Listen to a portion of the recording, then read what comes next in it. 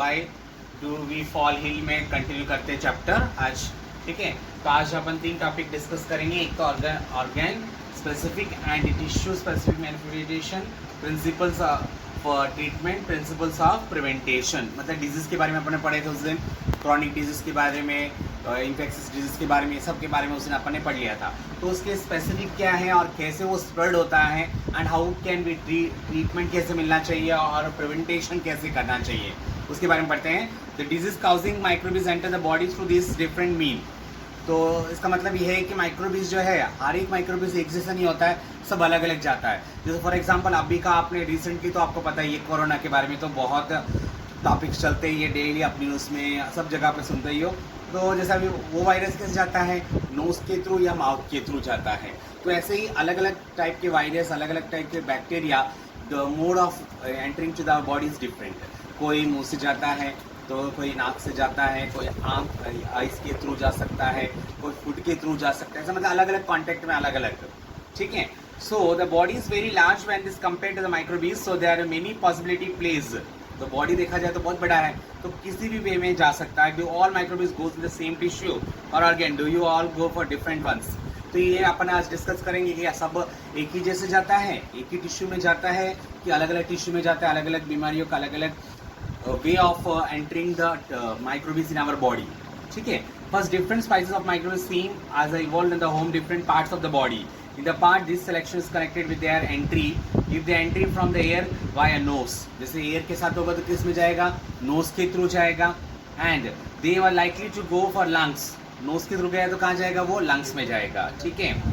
And this is cause bacteria of tuberculosis, जो tuberculosis होते हैं टीबी बोलते हैं, तो वो जाएगा नोज के थ्रू जाके और वो आपके लंग्स को इन्फेक्ट करेगा। जैसे अभी देखो, कोई स्मोकिंग करता होगा और अपन बाजू में है तो स्मोकिंग का इनहेल आप करोगे नोज के थ्रू, और वो जाके डिफेक्ट कहाँ करेगा, आपको लंग्स को खराब करेगा, ठीक है। If they enter through the mouth, they can stay in the gut line with typhoid causing bacteria or go to the liver and like a virus is called as jaundice.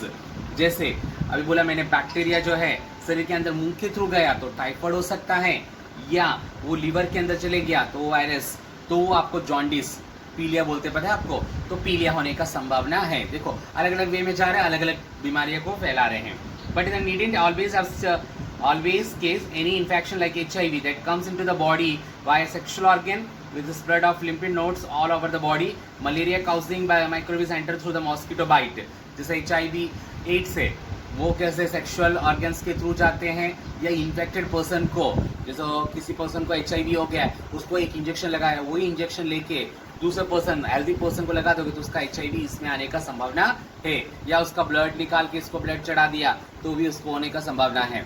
दूसरा, mosquitoes bite करते तो malaria आ सकता है, dengue आ सकता है, ठीक है। और भी अलग अलग टाइप का अलग अलग मॉस्किटोज, जैसे अभी नाइट को खाता है तो वो वाला मलेरिया आता है, जो डे में काटता है तो वो डेंगू आएगा। तो different way through the mosquito bite, we all liver and then red blood cells, the virus causing Japanese encephalitis, the brain fever will similarly enter through the mosquito bite but goes into the infection the brain.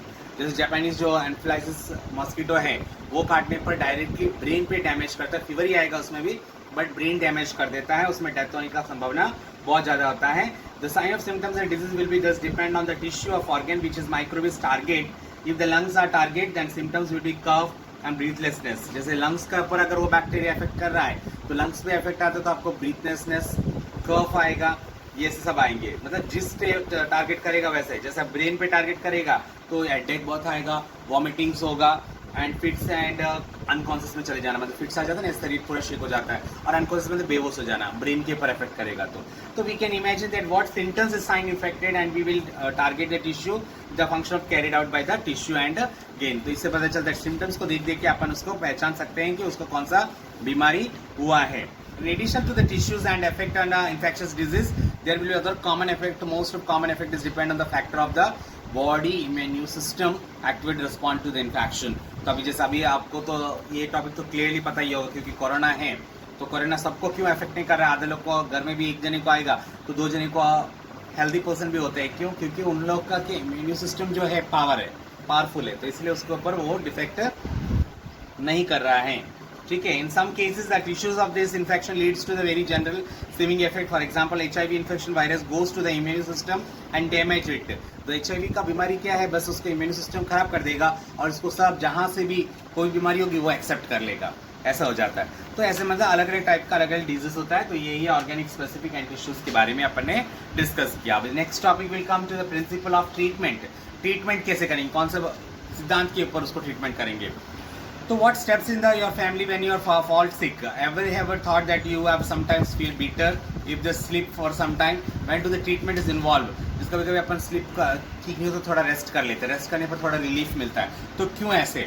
Based on that we have learned so far it is appeared that two ways to treatment or infectious disease. तो उसके लिए दो वे हैं जो treatment करने के लिए। One the would be reduce the effect of the disease and other kill the cause of disease. एक उसको थोड़ा रिलीफ करने के लिए और उसको जो बीमारी हुई है उसको पूरी तरह से ठीक करने के। First we can provide treatment to we reduce the symptoms. जैसे सिम्टम्स हो रहा है, जैसे मेरे को हेडेक हो रहा है, वॉमिटिंग्स हो रहा है, तो पहले क्या कौन सा दवाई दिया जाएगा? पहले उसको हेडेक कम करने के लिए, उसको वॉमिटिंग कम करने के लिए पहले क्या देंगे। Then the symptoms usually become infusion. For example, we can take a medicine to bring the fever, reduce the pain or lose motion. We can take a bed rest so that we conserve our energy. दवाई लेने का मतलब नहीं ऐसे काम कर रहे हो और दवाई ले लिए ठीक हो जाएगा। दवाई लेने के बाद अपन को क्या करना पड़ेगा? रेस्ट करना पड़ेगा। बेड रेस्ट थोड़े दिन करोगे, जो मोस्टली अब देखो आपको फीवर होता है तो डॉक्टर ही बोलता है कि 2 दिन बेड रेस्ट करो। तो वाई, वो क्यों ऐसे बोलता है? बिकॉज आप जो दवाई खा रहे हो उसके बाद आप रेस्ट करोगे तो you gain the energy gain होगा, इम्यून सिस्टम पावर होगा और आप वो उस बीमारी से दूर होगे।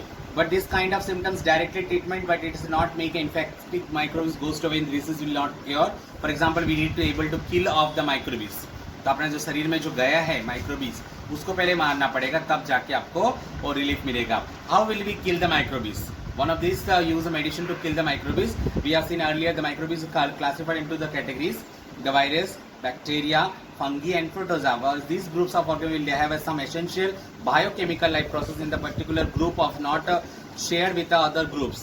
मतलब ये सब अलग अलग ग्रुप के आते हैं। तो अलग अलग ऐसा नहीं कि कोई भी वायरस आया, बैक्टीरिया आया, सबके लिए एक ही दवाई होगा, ऐसा नहीं होता है। सबके लिए अलग अलग बायोकेमिकल्स होते हैं।